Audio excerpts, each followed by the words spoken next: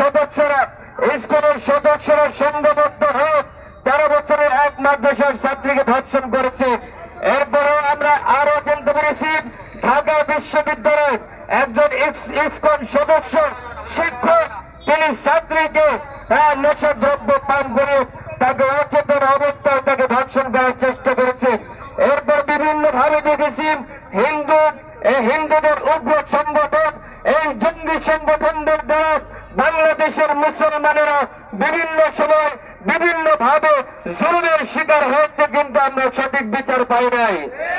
কিন্তু আমরা আজকে হাজার হাজার তাওহীদি জনতাদেরকে নিয়ে স্পষ্ট ভাবে ঘোষণা দিতে চাই, কেউ যদি বাংলার জমিনে মুসলমানদের উপর আগ্রাসন চালাতে আসে বাংলাদেশের প্রশাসন কি করবে জানি না, কিন্তু বাংলাদেশের সমস্ত